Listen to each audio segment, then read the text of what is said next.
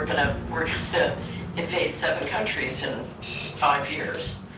What you were talking about were the countries where those central banks were not on board to do programmable money, and their governance structures were not on board with essentially, because of Epstein, I'll call it the Rockefeller Rothschild model. There was an effort to say, okay, we're going to basically assert control of the central banks in those countries. That's my interpretation, and I think one of the reasons we're seeing so much tension around Iran is because Iran right now is the big leakage in the system.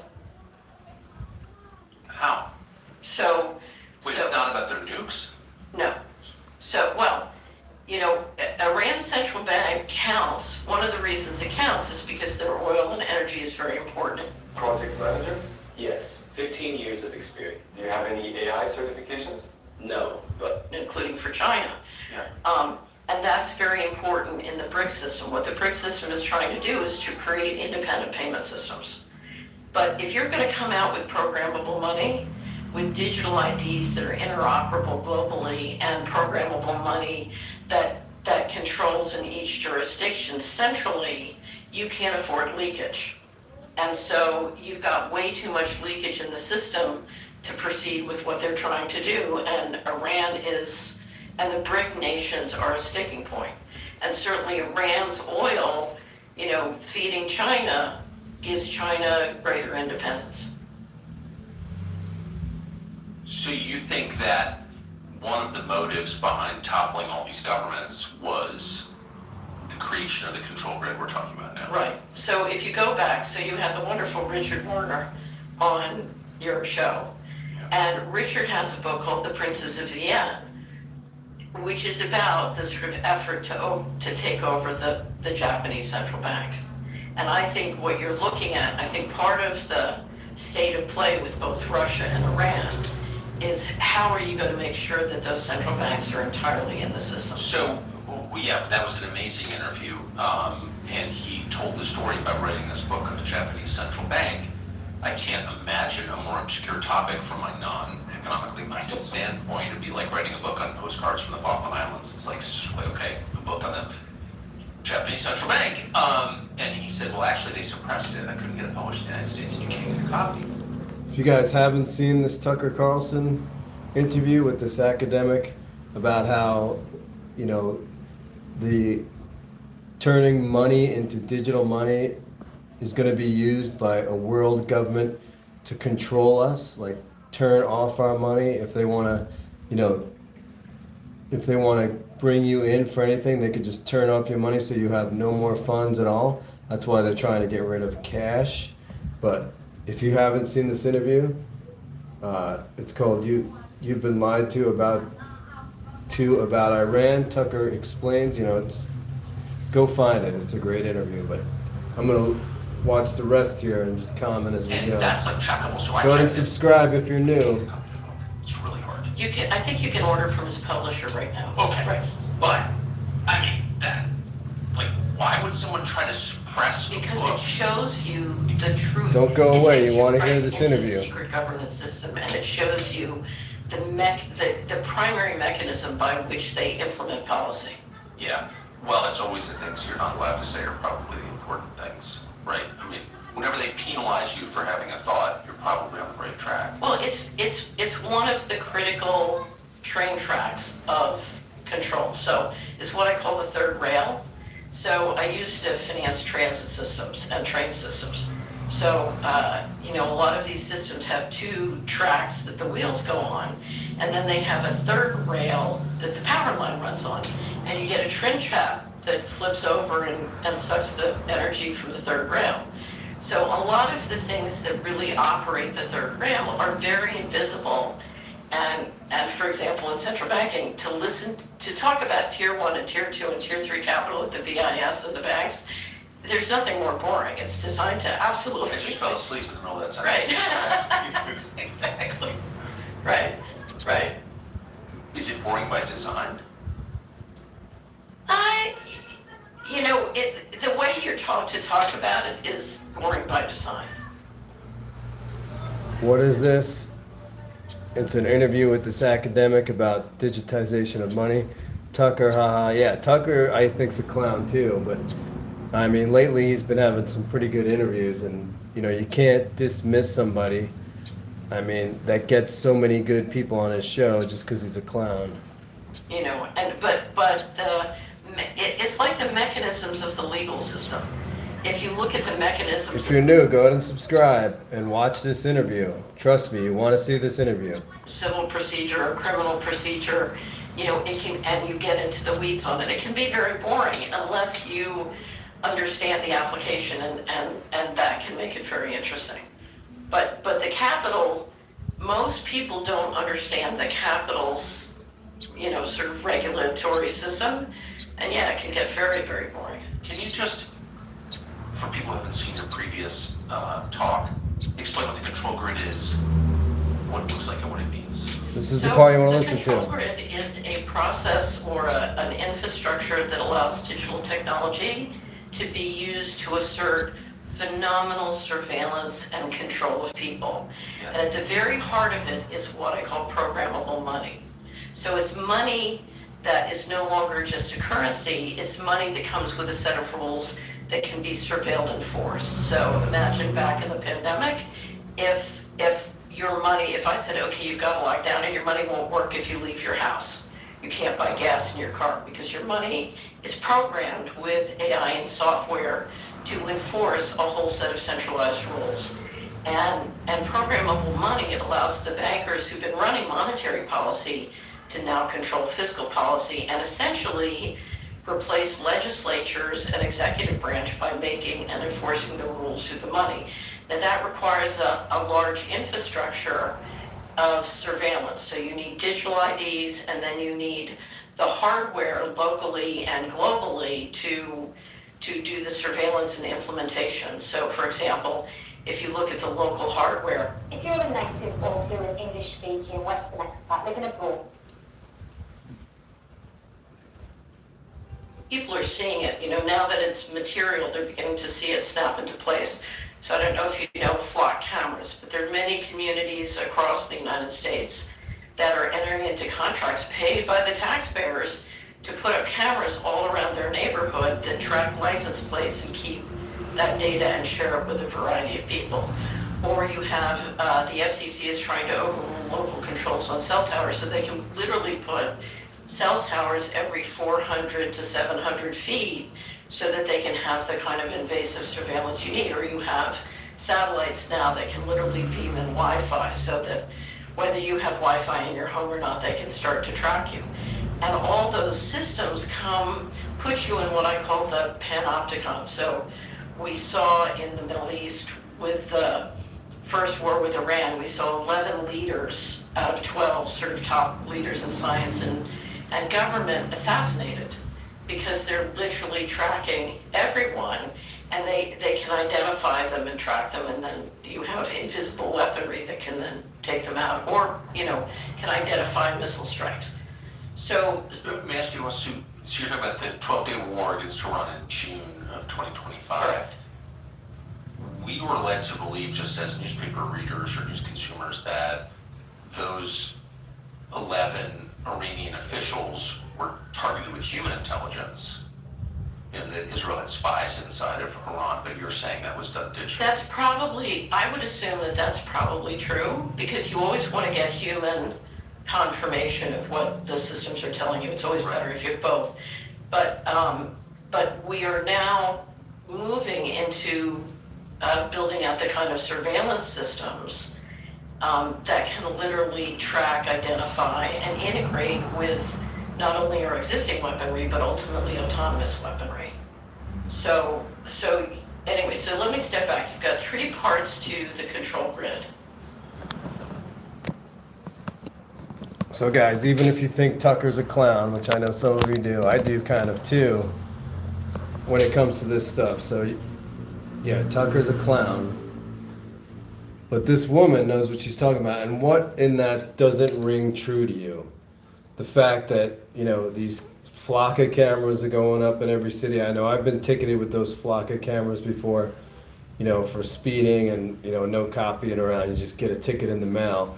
but they're gonna start using that for other stuff. And this whole digital money thing, where once the money's all digital, like say, like the example she used during the pandemic, COVID, if they don't want you to leave your house, they turn off your money.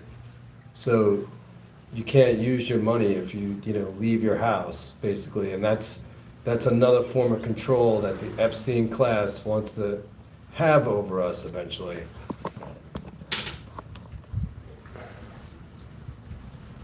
I have the Catholic Church.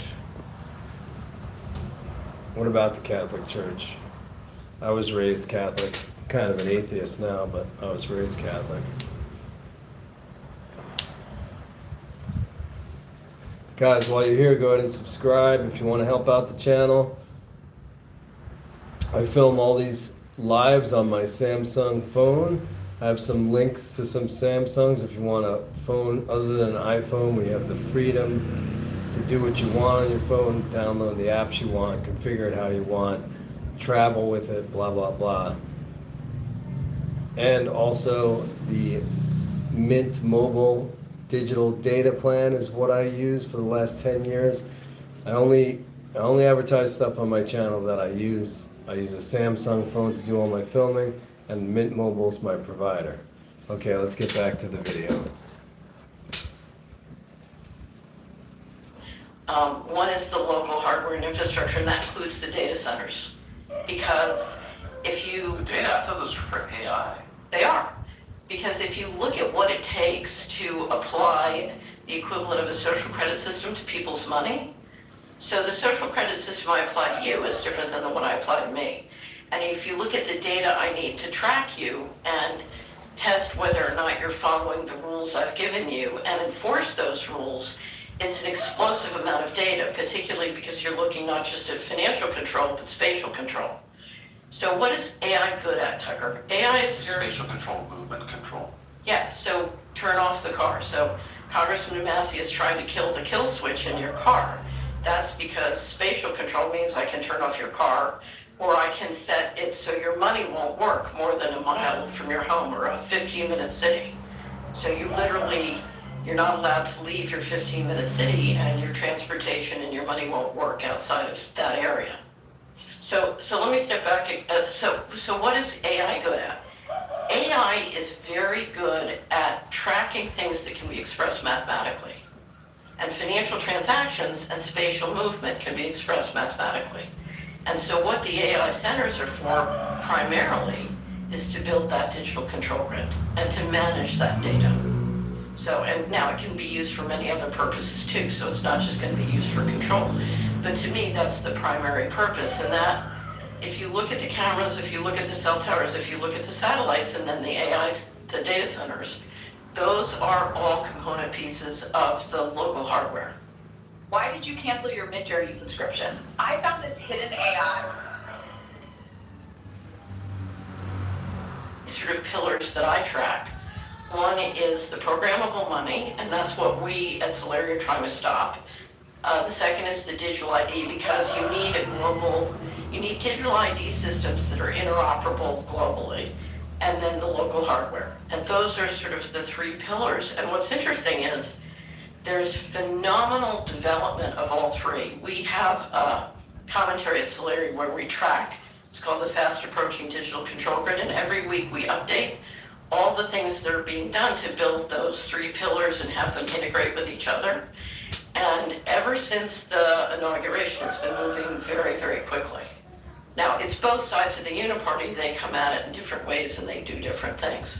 But this is, ultimately what this is doing is this is going to a point where the central bankers, whether they do it with a central bank digital currency or private stable coins and asset tokens, are setting the world up so that they can control your financial transactions literally in real time with the equivalent of a social credit system. Well, 2026 is likely to be the year that some companies will find patriotism, will discover it during the Biden year full means into existence. BlackRock to kick off 2020 brew coffee cans in America. Want something? Zero sugar energy plans.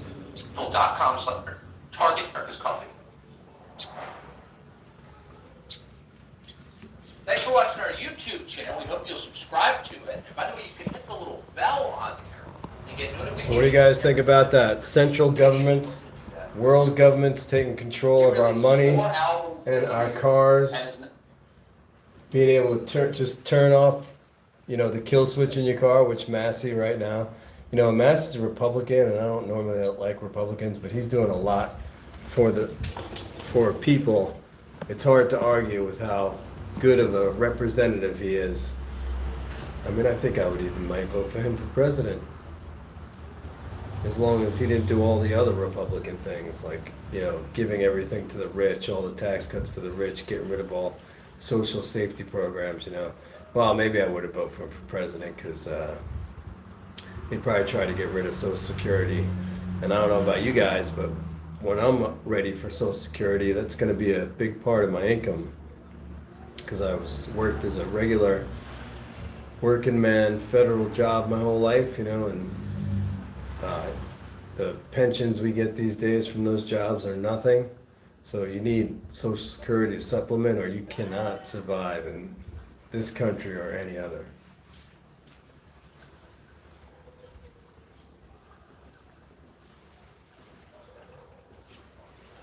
Let's go see what's trending on X, huh?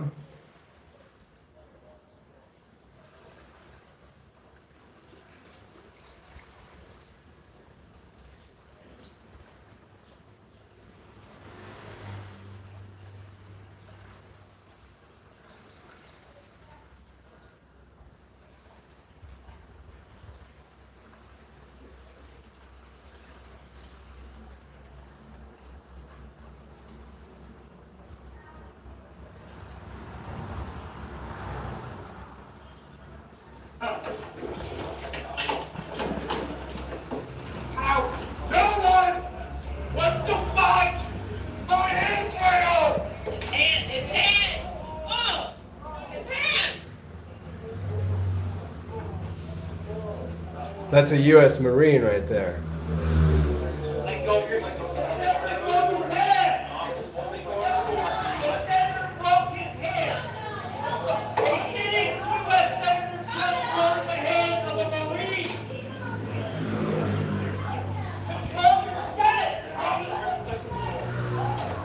What? The senator broke his hand?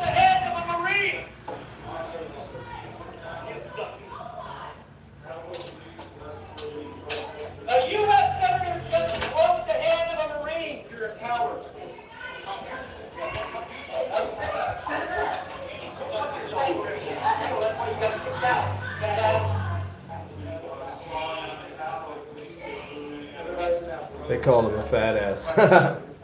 Who was that senator? Was that Sheehy from Montana? This is disgusting. Disgusting. Just pull it out.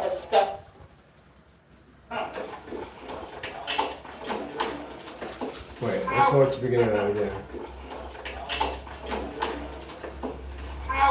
No one wants to fight for Israel! His hand! Oh! His hand!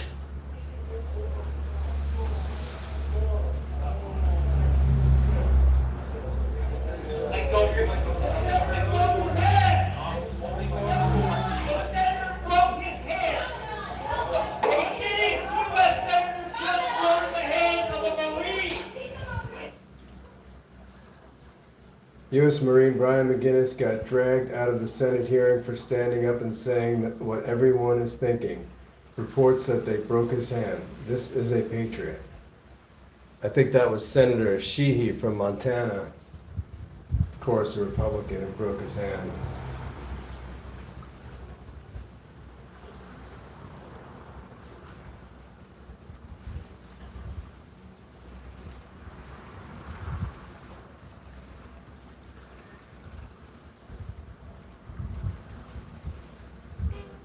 What family is about to control? Trump just announced that this war with Iran is going to last about 4 weeks, and that's a very specific amount amount of time, so I want to talk about what I think he's covering for. This weekend, the largest media merger in American history closed, so now one family is about to control CNN, HBO, CBS, Warner Brothers, Paramount Pictures, all running on Oracle's infrastructure. And that same family also happens to own Oracle's infrastructure. And it just so happens that Oracle, within the last 2 weeks, has won brand new contracts to host Medicare and Medicaid data for over 150 million Americans and to run Air Force operations using AI. That's right, who needs separation between church and state when you can have AI run across all of those contracts? Oh, and see if you can find anything wrong with how this is being paid for, because Larry Ellison is personally guaranteeing $44.6 million of this $6 billion merger by using his Oracle stocks as collateral. And that stock price depends on Oracle's federal contracts, you know, the ones that your tax dollars pay for. So the government pays Oracle, and then that revenue supports Oracle stock, and then Ellison pledges that stock to finance his son's purchase of the largest media company in American history, and then Oracle becomes the infrastructure beneath that company, so Oracle becomes the infrastructure, the collateral, and the beneficiary. If you can say Rip Van Winkle backwards, I'll sub. Winkle Van Rip. Is that a joke or something? Go ahead, sub. Anybody who's new, substitute anyway. Subscribe anyway. I almost have 3,000 subscribers, and go ahead and watch my pre-made videos. I'm sure you'll enjoy them if you're into politics, especially, outside the box thoughts on politics, not just the mainstream right, left wing. On this channel, we talk about the billionaires against the rest of us, the 1% against the 99%. That's what it really is. It's not red and blue. It's not left and right. It's the ultra wealthy against the rest of us. And if people don't recognize that soon, they will have total control of the country and the world. On every side of the same transaction? So you mean to tell me that public money flows into Oracle and then the Ellison Media empire pops out the other end? Oh, and then in the merger filings, Oracle is listed as a neutral third-party vendor? I'm sorry, is the neutrality in the room with us? Oh, but don't worry, you say, because another couple $1 billion of this merger is coming from Saudi Arabia and Qatar, the same governments we're currently at war alongside, in Iran. Right. So I spent this last weekend writing a brief that specifically calls on Congress to require a conflict of interest review before this merger closes, demand data firewall protections between Oracle's government contracts and the media infrastructure it's now holding, and to treat Oracle exactly as it is in this merger, not a third-party vendor, but as the financial backbone of the entire transaction. The Warner Brothers shareholder vote is on March 20th. Congress needs to see this policy brief before it happens, so please feel free to read the whole thing. It's on my Substack, available for free. The link's in my bio. Just share it, please. So just to be clear, I'm not saying that this entire war exists only because of all of this going on, okay? But what I am saying is that 4 weeks is a very convenient amount of time to let a lot of things close. So I'll be watching for every government filing, every federal contract, every regulatory document related to this merger. And if anything moves while everyone's watching Tehran, you'll hear it here first. So follow along if any of this matters to you. I have spent time to the people who govern the state of Israel, and I feel a deep emotion. If you don't know who that is, that's Zionist Larry Ellison, the one who controls about half the media in our country now, including TikTok, by the way. And they are a Trump ally. They are taking control of the media to take control of your mind and dictate what you think and what you say and hold power and hoard all the money in the 1%. Wake up, people. Connection to the state of Israel and the Israeli people. After Silicon Valley, there's an area, Herzliya, has probably got more startups than any other place other than Silicon Valley in Northern California. So we've actually acquired a number of Israeli companies. We have 2 CEOs at Oracle. One's named Safra Katz, and she was born in Israel. You know why his face looks like plastic? Because he's like 85 years old. He's practically a robot. He's a synthetic.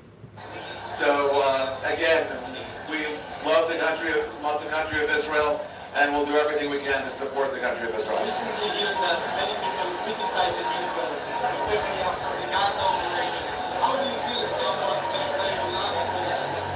Well, again, it's a difficult situation, isn't it? To conduct military operations around civilians is very difficult, and of course there were tragedies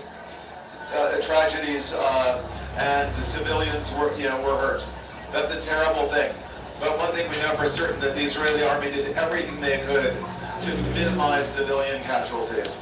In that regard, they've done a much better job than a lot of other armies all over the world. There were 60,000 civilian casualties in Gaza, and that's all the Israelis could do to minimize bombing schools and churches. That was all the Israelis could do to minimize civilian casualties. That's a load of bullshit. There's an oligarch. We need to tax him out of existence.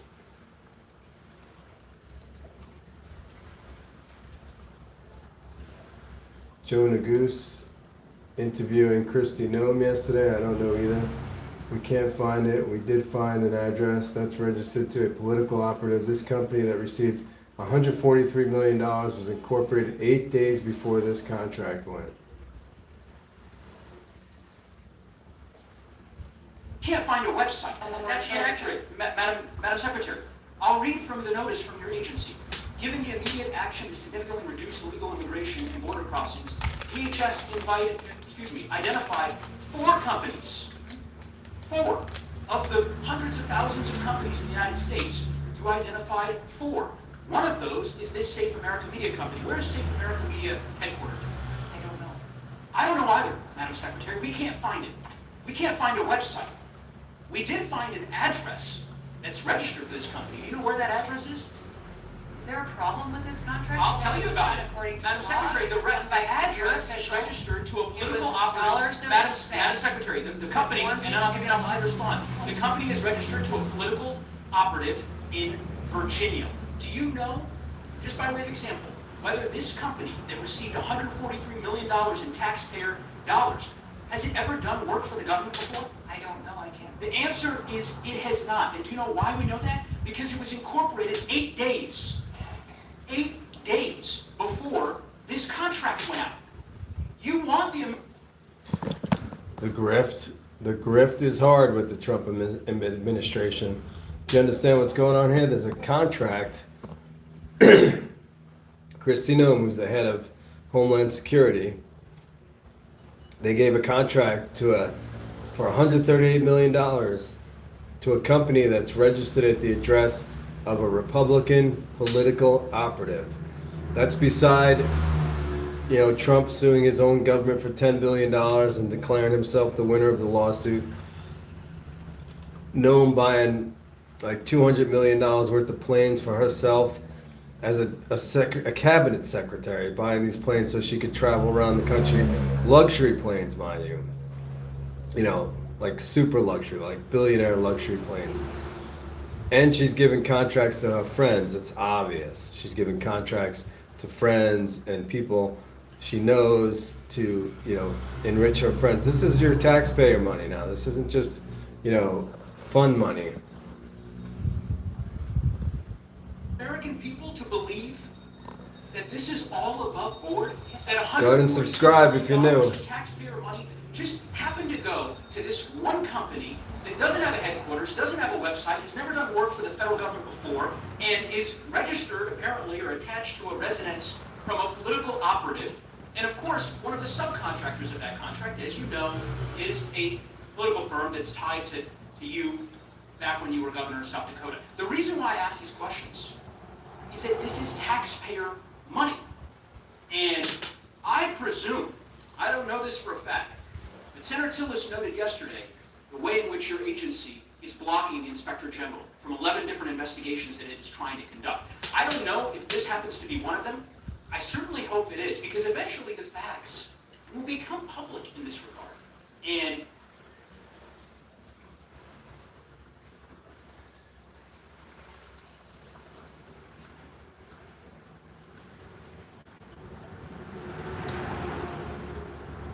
There's that Marine again getting his hand broke. This is wrong, and nobody wants to fight.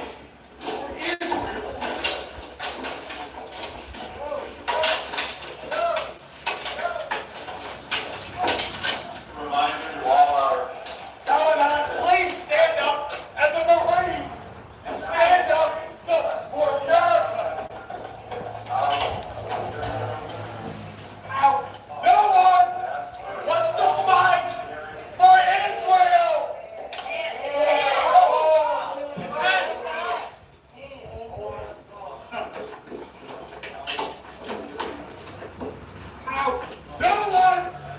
wants to fight for Israel. His hand, his hand.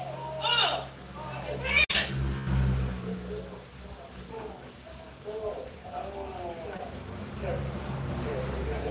Let go of your hand. The senator broke his hand. A sitting U.S. senator just broke the hand of a Marine. Control your Senate. It's kind of hard to watch, huh? Senator just broke the hand of a Marine.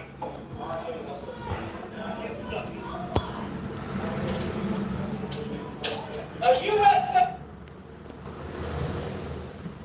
A U.S. senator breaks the hand of a Marine. That's kind of to watch, huh? That was U.S. Senator Sheehy, a Republican dickhead from Montana. You know, ex-military himself. He supposedly saw a lot of combat, but you know, he's one of these jack-offs in the Senate that'll do anything. They're basically cucks for Trump. They act like big men.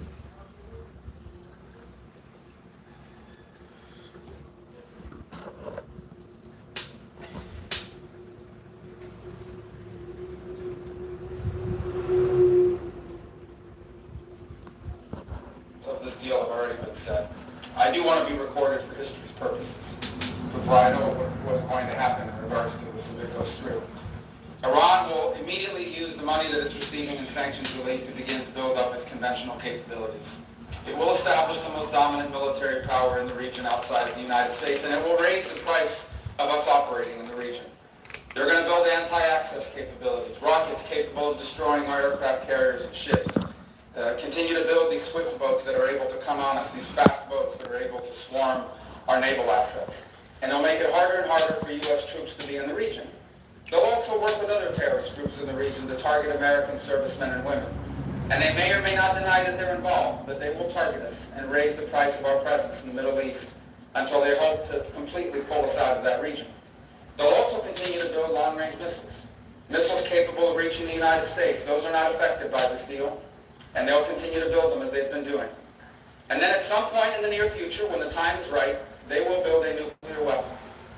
And they will do so because at that point they will know that they have become immune, that we will no longer be able to strike their nuclear program because the price of doing so will be too high.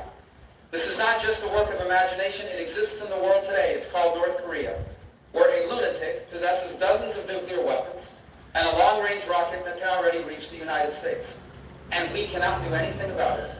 An attack on North Korea today would result in an attack on Tokyo, or Seoul, or Guam, or Hawaii, or California.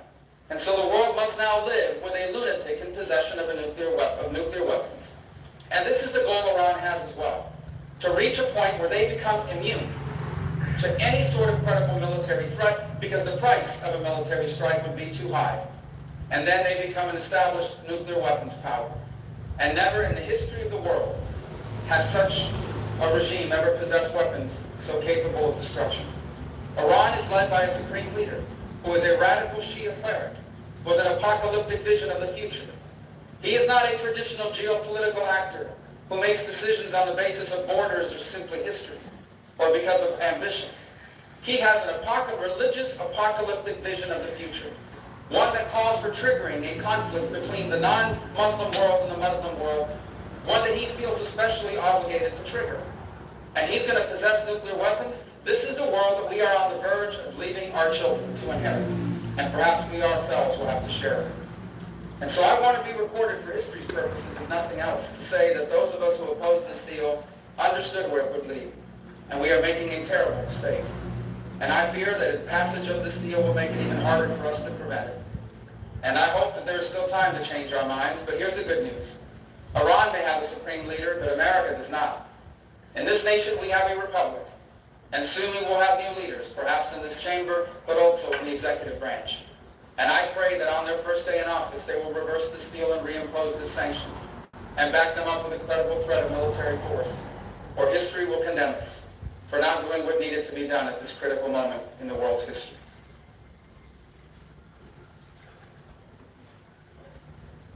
So that's a thing. Marco Rubio said that in 2015 when he was running for president. At least he's consistent. Let's see. That's the same Marine guy. There's no one out.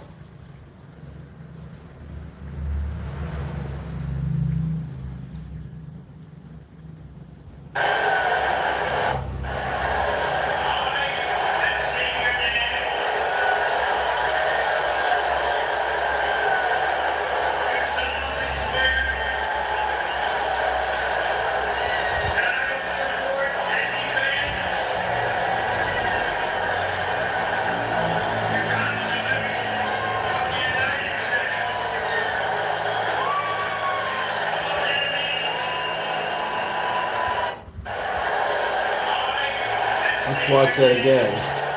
That's Americans booing Trump. Hey guys, if you're new to the channel, go ahead and subscribe.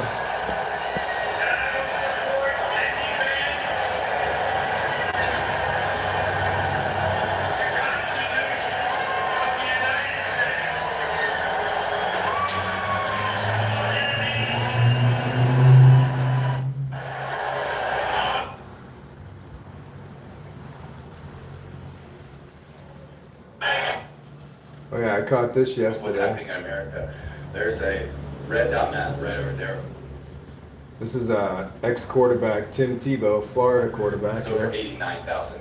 We are losing the battle, we are losing the war, and boys and girls are suffering for it. To give you an idea of the scope of what's happening in America, there's a red dot map right over there over my right shoulder, and that's just a 6-month screenshot of the U.S. And every red dot that is on there is someone that is downloading, sharing, or distributing child rape images, almost all under the age of 12. And there's over 330 of them just in that 6-month screenshot. And they're being protected by this Donald Trump We know that administration. 85% of them are also hands-on offenders. We know your average offender has 13 victims in their lifetime. The scale of harm right here in America is, to a certain extent, hard to comprehend. But that's why we're here. And when you knock down one of those doors, you also have no idea how many boys and girls you're going to find. From Operation Renewed Hope 1, one of the doors that was knocked down, when they went in and seized his computer, they found that he also had raped 30 other boys and girls in that neighborhood. So there's a lot of work to do. And Ranking Member Durman, you're right, we have to be able to act. A little over a year ago, I was at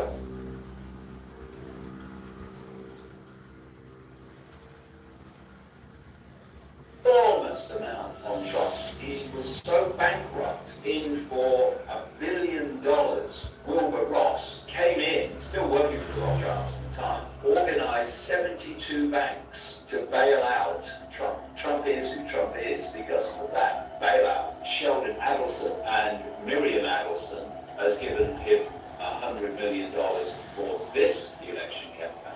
The strings of this, Donnie, moved the U.S. Embassy from Tel Aviv to Jerusalem. Done. The Golan Heights of Syria becoming Israeli territory.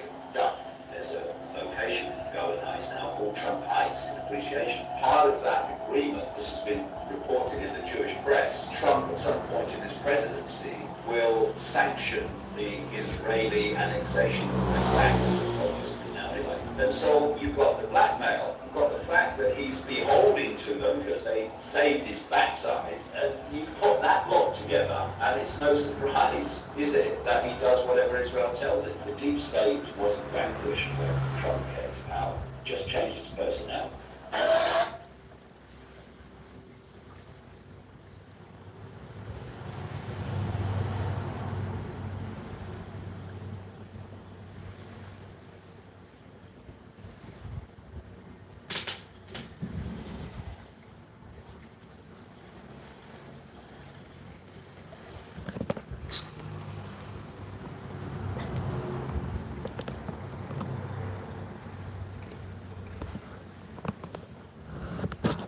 Okay guys, if you're new, go ahead and subscribe. I'm gonna end today's video. Well, I'm not ending it yet, but I'm gonna go to my favorite Reddit feed called, let's see, I'm not signed in, called The Leopards Are Eating My Face.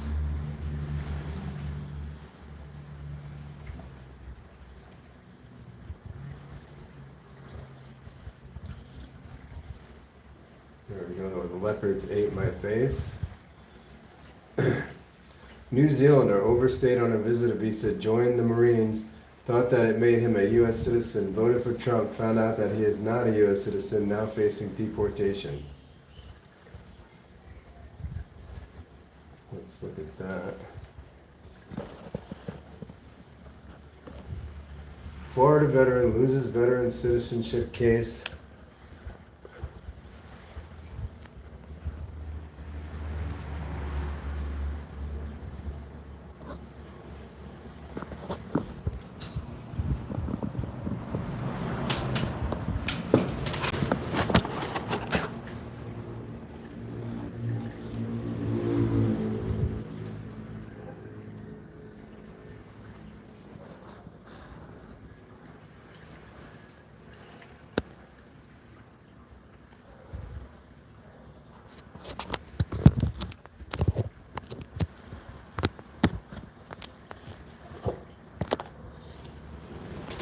Florida veteran loses federal citizenship case, now fears deportation with nowhere to go. Florida Marine veteran Paul Canton lost his federal citizenship case and now faces deportation after a decade-long legal fight.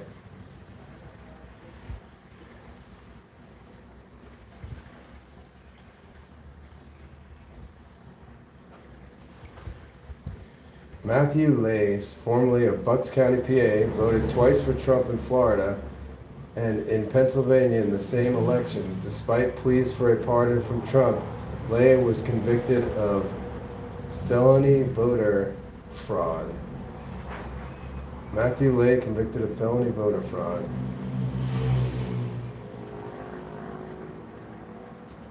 It's always projection, you know, the Republicans are always constantly saying Democrats are stealing the elections, but the people who always get caught are Republicans.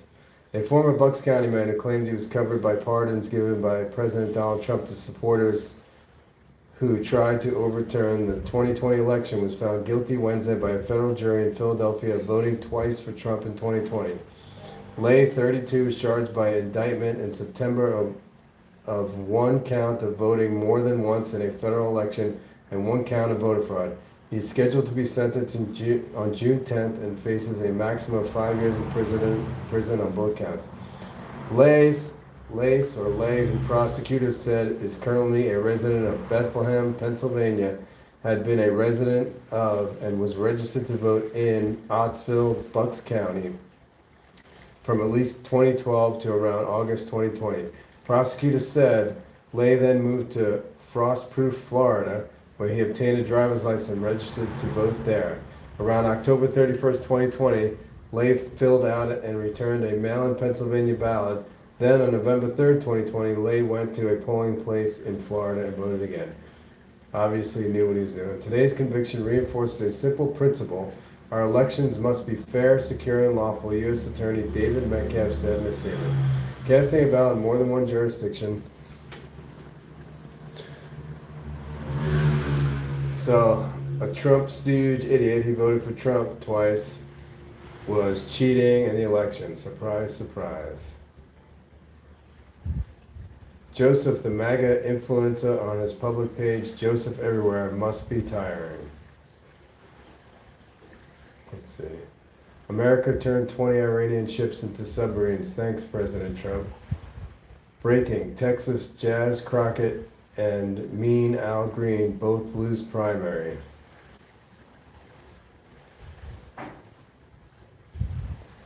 Junior asked Dad to help seniors with the teaser $2,000 tariff checks.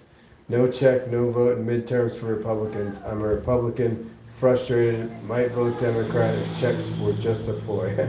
Yeah, checks were just a ploy. You fucking idiot. Mega conservative loser Matt Walsh wonders where all the gaslighting over Iran is coming from. Matt Walsh on X. I can't take the gaslighting, guys. I really can't. Conservatives are now running around saying Iran has been waging war on us for 47 years. Okay, then why didn't any of you call for an attack on Iran at any point until now? That's actually what I've been asking too, Matt Walsh, Mr. Trump humper. Why didn't you make a case for Trump ending the war, not starting it, until precisely the moment when Trump did it. You and I both know that you are latching onto a talking point you never used until 45 seconds ago. You and I both know that almost every conservative influence in the business was opposed to war with Iran until just now. And now you're trying to use justifications that stretch back decades. It doesn't make any sense. If you change your mind, fine, say so. Explain why. You're allowed to change your mind. I've changed my mind about things, but don't try to rewrite history. Be honest about it. There's too much at stake to play these games. If they were honest about it, they would really lose their seats in Congress, because the honest answer is they're doing it for Israel because Benjamin Netanyahu has a bunch of dirt on Trump. Trump owes him millions of favors from the banking stuff that helped him out, from Miriam Adelson, helping him out with money. Trump is a terrible businessman. He lost billions of dollars in the 90s, and he was bailed out by the Jews and Adelson and, basically the state of Israel. Nick Fuentes and Alec Jones lament the unraveling of MAGA and Trump. This horrifying. I can't sign on to covering up Epstein. I can't sign on to WW3. That's where I tried to promote the optimism, because I effing need this man. I want to fix the country. It's not that I was delusional. You were fucking delusional. You idiot.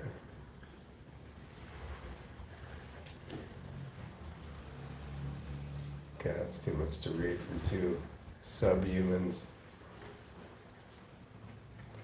Backs against the wall. Georgia farmers brace for price spikes as the Iran war rattles fertilizer markets.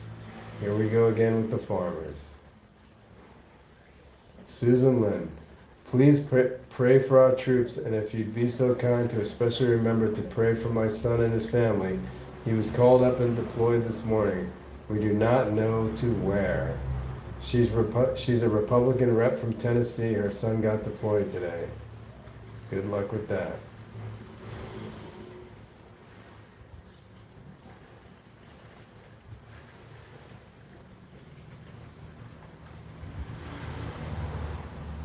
Jackie O enabled the misogyny of Kyle Sandilands.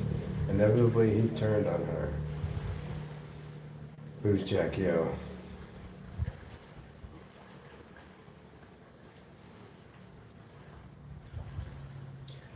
Here's a good one. Top 10 largest weekly changes in gasoline and diesel prices. Wisconsin, plus 0.33. Iowa, plus 0.22. Yep, gas is going up, my friends. Get ready for 2023 gas prices again, if not more. Maybe 2004 gas prices again, where it was $5 a gallon, $6 a gallon. Republicans can't figure out where to vote after the Republican Party made voting more confusing in two contested Texas counties. Called Democrat Party headquarters for help.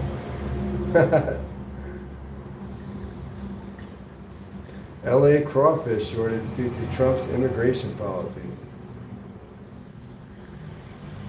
Senator Tillis, Republican North Carolina, threatens to stop signing off on administration nominees over a lack of response from DHS Secretary Noem regarding ICE activities in Tillis' home state. Yep. You get what you voted for, Tom Tillis, and what you didn't vote for, or what you...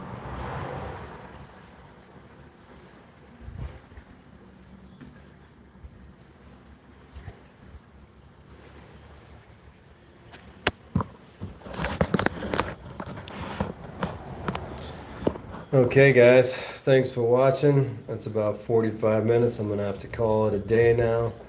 I will see you next time. Subscribe if you're new.